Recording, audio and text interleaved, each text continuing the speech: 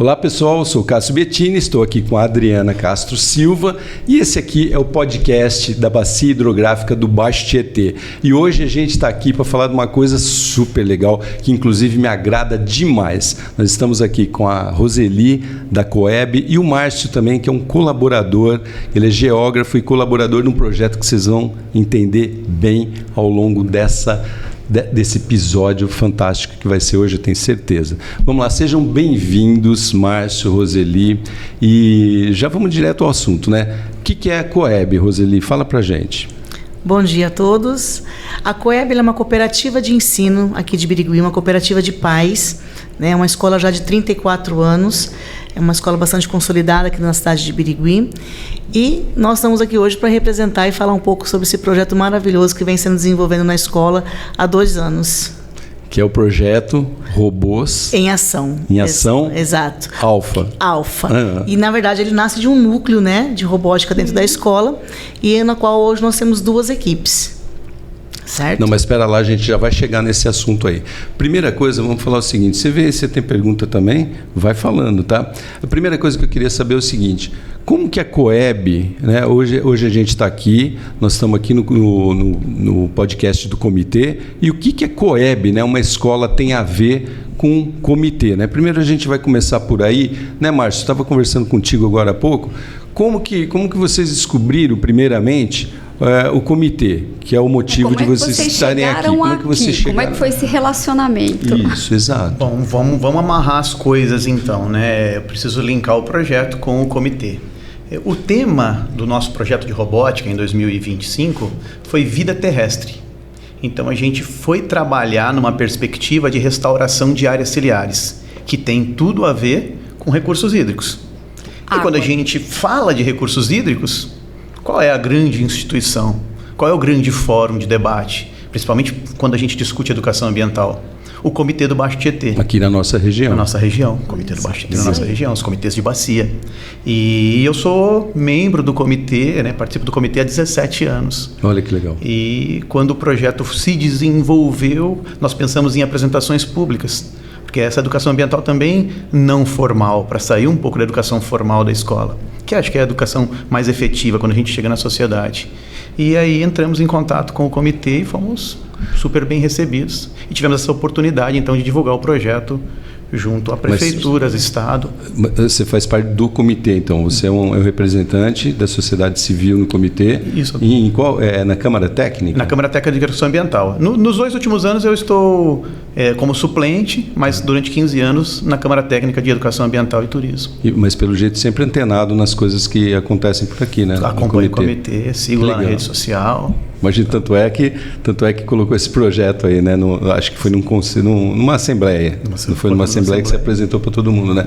Então, legal. Mas aí, esse projeto em si, né? Esse torneio, foi um torneio, né? Que esses torneios início de tudo. Regionais, né? Depois nacionais, tal torneio. Tem bastante torneio de robótica no mundo todo aí acontecendo, né? Para justamente estimular o uso das tecnologias, né?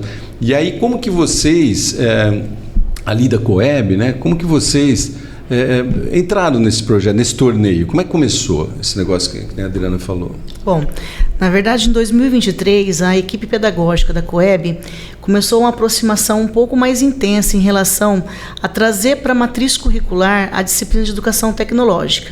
Então, a escola todos os anos participa de um grande congresso, né, no nível de América Latina, que é o BET Educar, e as pessoas que foram esse ano representar a Coeb no BET Educar se aproximaram de um material, né, que é a Jornada Zoom. Conhecemos a assessoria desse material, trouxemos para a escola em 2024.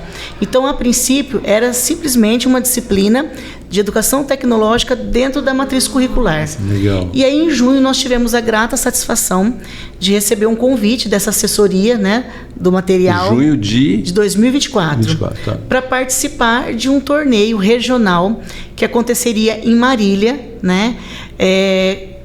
Simplesmente assim, em cima da hora o negócio, né? E aceitamos o desafio e nós fomos. Então, esse torneio ele traz um tema específico todos os anos. E nesse ano de 2024, o tema era a erradicação da fome, né? Então, começou a se treinar uma equipe, abrimos inscrições dentro da escola, alguns alunos se candidataram, eram alunos com idade de 3º, 4º e 5º anos. E que idade que é mais ou menos? Só 8, 9 e 10 anos, correto? Nossa, muito legal. E aí, dessa equipe, nós tínhamos ali algumas crianças, eram 10 crianças que foram participar desse torneio, os pais sempre muito presentes e participativos, e eles têm, durante esse percurso de participação do torneio, antes de chegar exatamente no dia do torneio lá, uma série de percursos, né, e modalidades que são trabalhadas para se chegar ao torneio. Participamos, ganhamos lá, e aí isso motivou muito a participação no Nacional em Vila Velha. Né? Lá em Vila Velha nós trouxemos, né, um prêmio da categoria Desafio Prático, e isso motivou ainda mais o trabalho em 2025, né? Em 2025 recebemos um novo tema, que era Vida Terrestre, e aí é onde nós chegamos hoje na conversa sobre o aplicativo, né, desenvolvido pela equipe Alfa. Então, nós vamos chegar lá, qual que é o produto em si, o objeto, né, dessa... Revela, vamos revelar? Vamos revelar logo. Não, mas eu queria falar uma coisa antes, muito legal, que é o seguinte, olha só que bacana isso.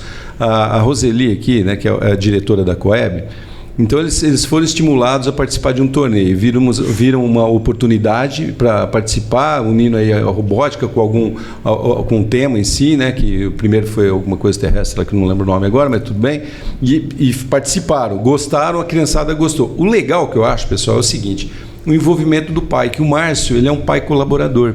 Né? Ele é geógrafo e ele foi participar na segunda temporada. Na segunda, ele foi participar, isso que eu acho legal, sabe? Falar assim, poxa, ele que gosta da área, conhece o comitê, se preocupa com o meio ambiente e recursos hídricos, com certeza, né? Tanto senão não faria parte também do negócio, né, Márcio?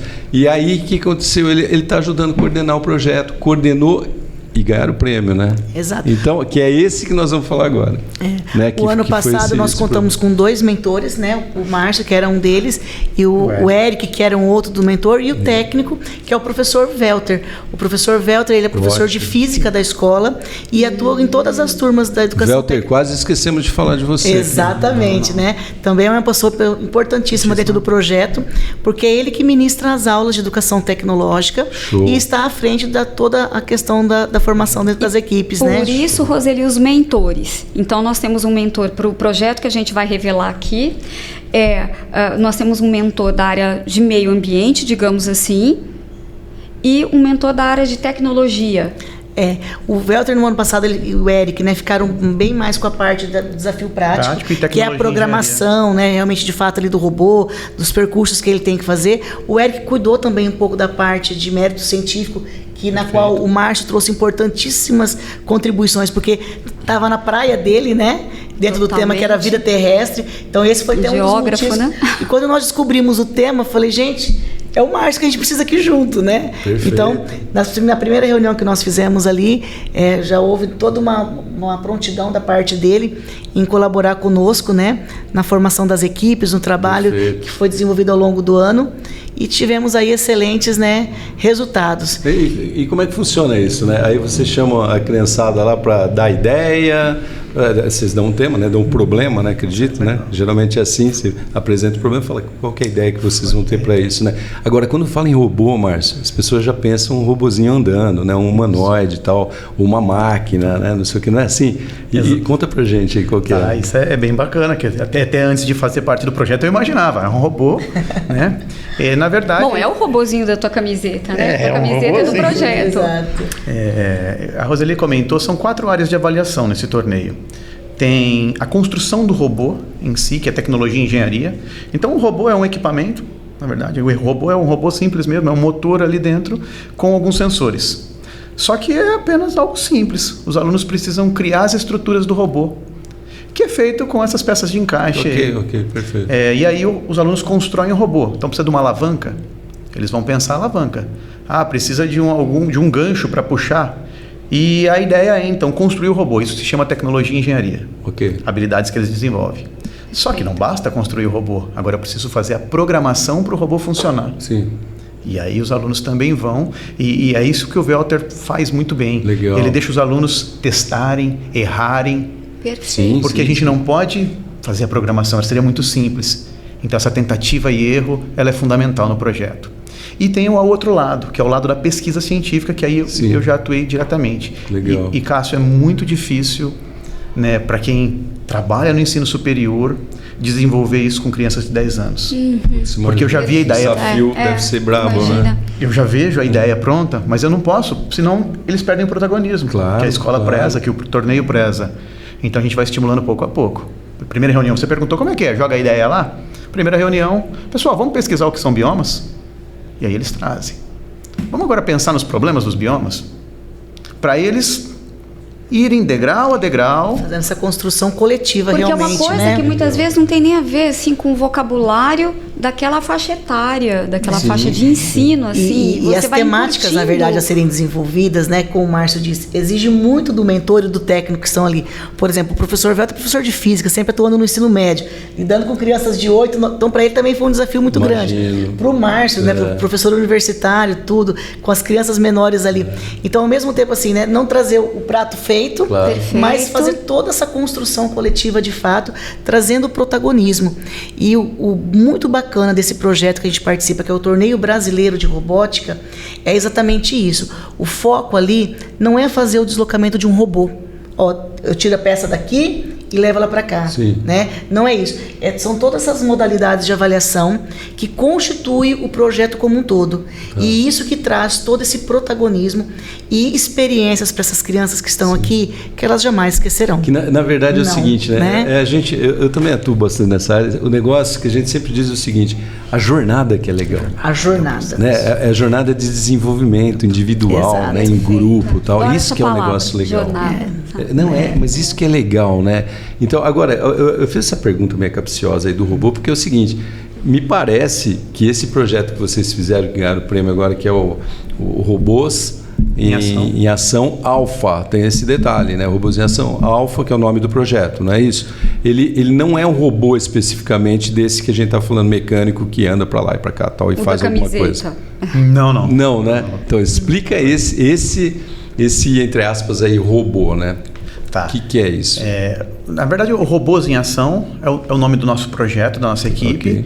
E aí ela tem alfa, ômega, que são divisões distintas, assim, dentro da faixa etária. E está nascendo mais uma. Está nascendo mais uma que não temos nome Mas são ainda. grupos. Não temos esse ano ainda. São grupos, são equipes. São equipes, legal. com desafios Legal. distintos, com projetos distintos. É o nome do grupo, então. Do grupo, tá isso. joia. E aí, não sei se você quer que a gente já fale sobre o aplicativo ou não. É isso que é essa a pergunta. Maravilha. Porque às vezes as pessoas, quando fala robô, Márcio, Roseli, Dri, querido espectador, a gente já pensa em robô mesmo, né? Agora, o ChatGPT que você usa aí, eu sei que vocês usam aí, o ChatGPT é um robô também, só que ele é um robô, é um algoritmo, então ele é um robô, ele é uma tecnologia ali que ele não é mecânica, mas ele é digital, né? Eletrônica e tal. É isso que eu estou falando. Então o projeto do pessoal aqui, é isso? Perfeito. Pode falar sobre esse aplicativo fantástico. Vamos direto ao assunto aí. Vou só contextualizar, tá, Cássio? A gente tem a parte do mérito científico. E dentro do mérito científico é apresentar uma solução para um problema real. Ótimo.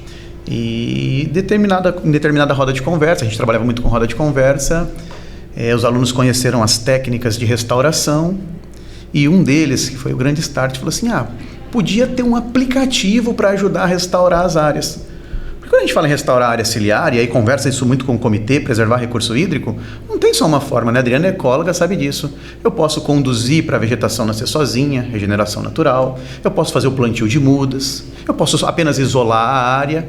E os alunos notaram essa diversidade de ações e pensaram, podia ter um aplicativo. Foi o start deles. Eu falei, vamos tentar viabilizar isso. Vamos ver como aplicativo que auxiliasse as pessoas a tomarem uma decisão de o que fazer?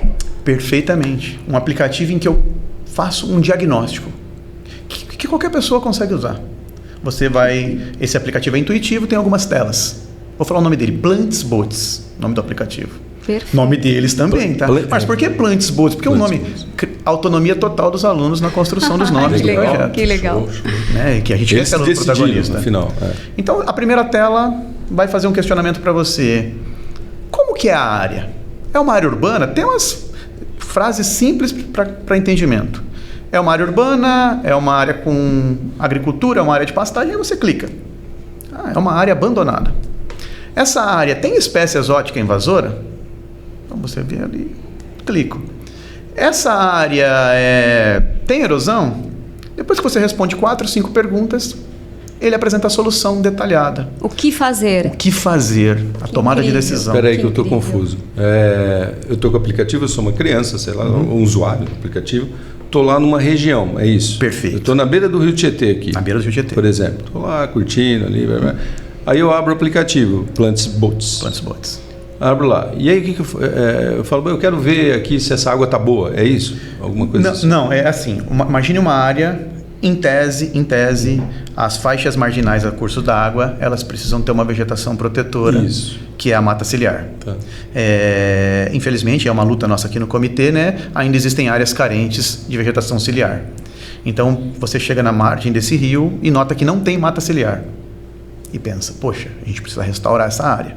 Tá. Aí eu abro o Plants Boats. Pessoal, eu vou contar um pouquinho mais sobre o Plants Boats agora. Ele está disponível para ser baixado gratuitamente no Google Play, tá? Para qualquer dispositivo Android.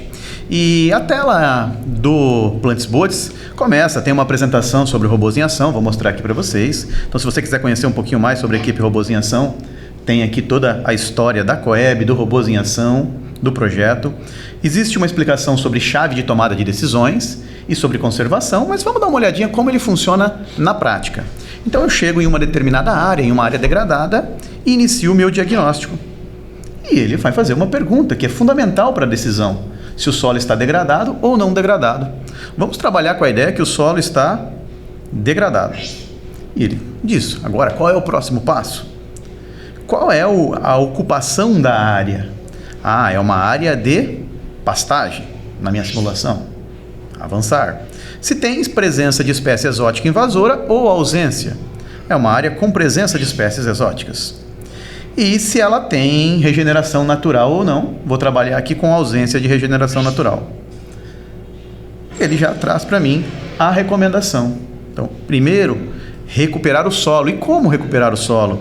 Eliminar espécie exótica e introduzir mudas nativas. Fala da proporção, qual o número de espécies. Então é um aplicativo que tem assim uma função real hoje nesse cenário aí de luta pela conservação, né, das áreas ciliares. Não é apenas socioeducativo, né? Ele provoca ali uma ação, é isso? Maravilha.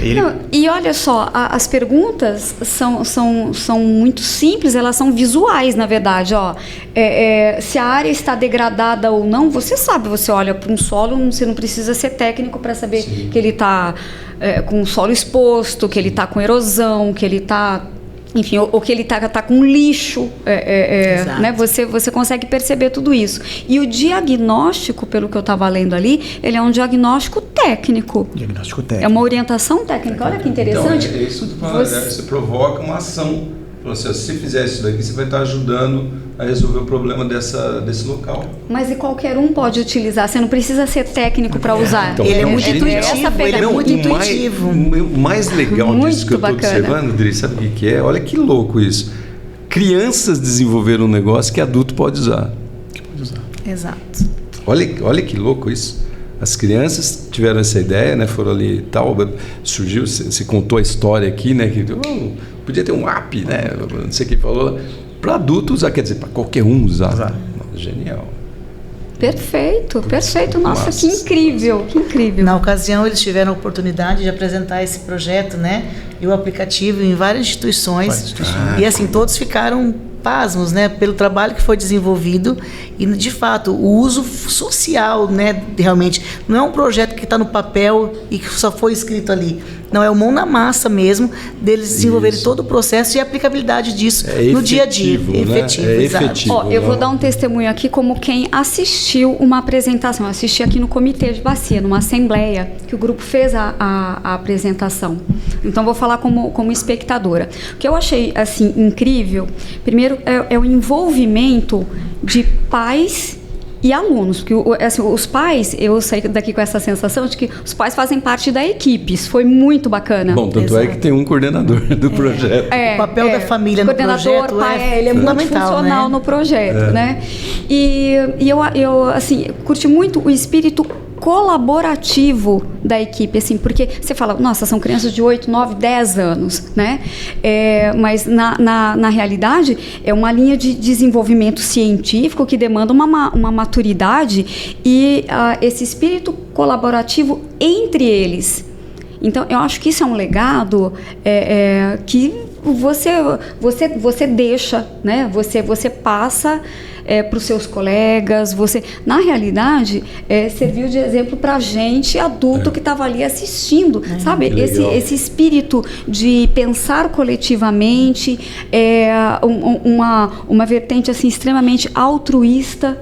Exato. O projeto, além dele ter toda essa questão, né, da sustentabilidade por detrás disso, o desenvolvimento de capacidades, né, dentro do pensamento crítico, o pensamento computacional, ele vai para além de tudo isso, eu digo, porque Sim. a criança está ali desenvolvendo o senso de trabalho em equipe, né, o tempo todo. E um fator muito importante dentro do projeto é a questão dele ser autossuficiente. Então, essas crianças não só desenvolveram e percorreram todas essas categorias, né, que são necessárias para a participação do torneio, como também elas precisam buscar recursos financeiros para a viagem, para investir, por exemplo, dentro do próprio aplicativo. É um projeto de empreendedorismo. Também. Que legal. É um empreendedorismo. Porque eles precisam buscar. Então, o ano passado eles venderam chaveiros, participaram de feiras, né? Eles não tem nada na mão, não tem nada ganho. Buscaram patrocínios com empresas locais, né? E das cidades aqui próximas da região. Eu acho que é legal, né, Roseli, a gente acrescentar, porque todo mundo pensa, mas para viabilizar a viagem, de repente os pais não podem pagar, é uma regra do torneio. Não existe o patrocínio. Não pode. Eles têm que levantar os próprios recursos. Exato. E provar, né? A gente fala isso de registrar e ser aceito pelo torneio. Então também tem. Então existe essa questão do projeto ser autossustentável, ele precisa se custear, né? Então eles precisam levantar ideias de como buscar esses recursos. É um tipo se vira nos 30 ali, né? Assim, vai lá, faz acontecer esse negócio, né? Exato. É um projeto completo, na realidade. Show de bola, show de bola. Todas as um etapas. projeto que consegue, de fato, cumprir essa ideia do desenvolvimento integral, né, da criança, pensando não só em aspectos cognitivos, mas afetivos, sociais, né? Então é um projeto muito completo. Tudo, Exato. Né? E também do empreendedorismo, como eu disse agora, né? Ele tem que ir lá convencer, falar, dar o pitch dele lá, falar, o meu projeto é bom por causa disso, vem investir aqui e tal. Então, por exemplo, nos eventos que a escola teve ano passado, a equipe estava lá participando, vendendo suas coisas, né? Buscando, chamando as pessoas para ir até a barraca deles. Então, isso eu falo, é uma experiência que para as crianças são memoráveis, então, né? Eu imagino, quando você está falando assim, Roseli, eu imagino a cara dessa molecada, sabe? Quando conclui o negócio, né? Aquela cara lógico, de orgulho, assim, de consegui, sabe aquela coisa? E mais que isso, né? Aí junta com essa razão, né? de ambiente, do meio ambiente, de recursos hídricos, tudo, e eles bolaram um negócio desse jeito. E a gente sempre comenta aqui justamente isso, começar na infância, né? Na infância, essa conscientização, né? Imagina essa consciência. Que adulto, Olha que, assim, que adulto que está vindo aí para esse mundo, que bom. E nesse percurso todo, nessa jornada toda, né, a família com a escola está ali, né, dando todo o suporte, mas a participação dos pais foi fundamental em todo esse processo, ajudando, né, nas vendas, buscando junto com os alunos, buscando os recursos no sentido assim, né, olha, o que a gente pode tá organizando a barraca. Então, tudo isso a família está ali junto. O deslocamento, às vezes, de um lugar para o outro, para levar as crianças até as instituições. Então, o papel da família dentro do projeto, e até por nós sermos uma cooperativa de ensino de pais, né? Esse papel da família, ele já é completamente diferente do que outras instituições. O pai é dono do negócio, assim, o pai é dono, então é um sócio. Ele é um cooperado. É um cooperado ali dentro. Essa palavra, né? Cooperado. Então, é uma relação muito próxima, né? E o comitê é palco de tudo isso, tá vendo? Aquilo que a gente sempre fala, o comitê é palco de famílias, é lugar de fala de todos, porque, gente, tudo é água. Tudo termina em água. Água não tem fronteira. Água não tem a sua água, a minha água. É nossa. O que você fizer impacta na água que eu uso e vice-versa, né? É o meio mais coletivo que eu, assim, conheço. Não, então, a Adriana tem toda a razão, né? Que tudo tem a ver com água, né? Tudo deságua na água, né? Praticamente. Então, é por isso que o comitê tem essa importância aí. Eu acho muito legal vocês terem lembrado disso daí, de trazer aqui para dentro do comitê também, fazer essa apresentação, colocar essa molecada de 9 e 10 anos. 9 e 10 anos, hein, pessoal? Olha que gênio fantástico isso, viu? Parabéns, antes de mais nada aqui, que show de bola. E aí o comitê, que é o que trabalha, cara. Não tem como desvincular, isso eu adoro, não tem como desvincular aí tecnologia das coisas da terra, sabe? Não tem como. Então, juntar as duas coisas é o melhor dos mundos. Né? Então, putz, realmente o projeto aí tá show de bola. Qual que é o próximo passo, então, desse projeto? Vamos lá, são vários passos, né?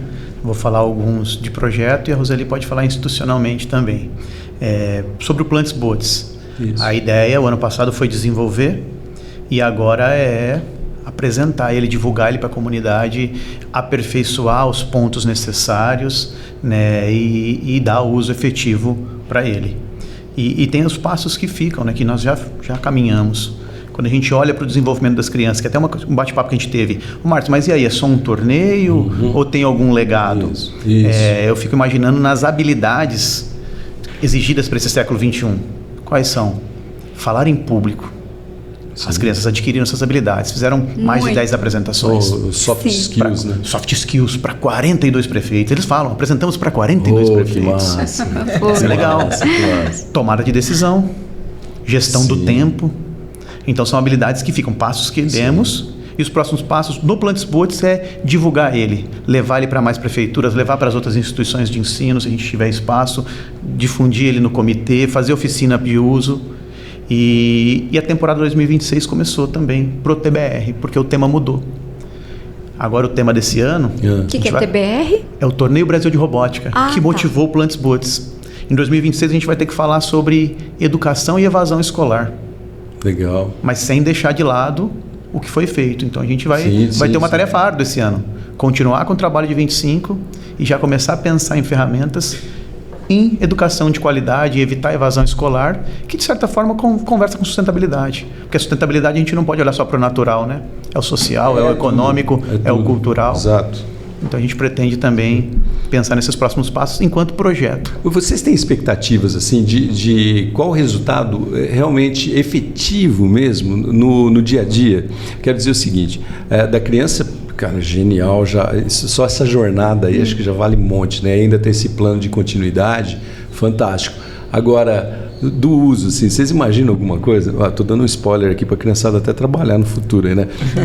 Das métricas, tá ligado? Sabe o que eu estou falando? De você ter métrica, Márcio, da pessoa estar usando. Quantas pessoas usaram esse aplicativo?